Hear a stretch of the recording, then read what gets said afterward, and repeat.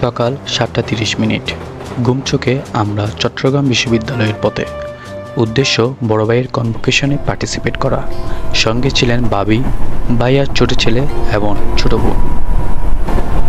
তোমার আকাশে ধরার শখ, আমার সমুদ্রে চোখ। আমি কি আর দেব বলো, তোমার শুধুই ভালো হোক। তোমার ভোলা ভালা হাসি আমার বুকের ভেতর ঝড়। তুমি চলতি ট্রেনের হাওয়া, আমি কাঁপি থর থর। তোমার নানান বাহানায় আমার জায়গাটা কোথায়, আমি কি এক ঘুরে। এই সেই প্রিয় চট্টগ্রাম বিশ্ববিদ্যালয়, যেখানে হাজারো স্বপ্নের যাত্রা শুরু হয়। এই গাউনটা কেবল এক টুকরো পোশাক নয়, এটা দীর্ঘদিনের পরিশ্রম, নিঃশব্দ রাত, হাজারো ত্যাগ আর অগণিত স্বপ্নের প্রতীক। এই সুযোগে আমিও গাউনটা পরে নিলাম। এক মুহূর্তের জন্য মনে হলো আমি যেন পুরো জার্নিটার অংশ হয়ে গেলাম। নিজেকে নতুনভাবে অনুভব করলাম, যেন এই আনন্দ, এই সম্মান আমারও। এর মাঝে দেখা হয়ে যায় স্কুল বন্ধু সাইফুরের সাথে। সময় স্বল্পতার কারণে তেমন আড্ডা দেওয়া হয়ে ওঠেনি।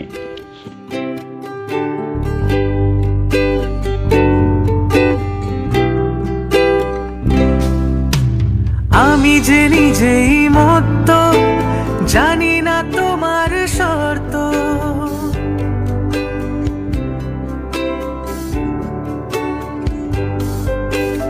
আমি যে নিজেই মত্ত, জানি না তোমার শর্ত।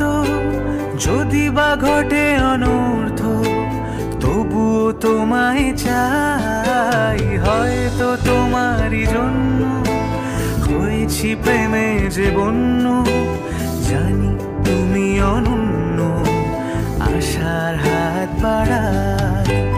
যদি কখনো একান্তে চেয়েছি তোমায় জানতে, শুরু থেকে শেষ প্রান্তে ছুটে ছুটে গেছি তাই।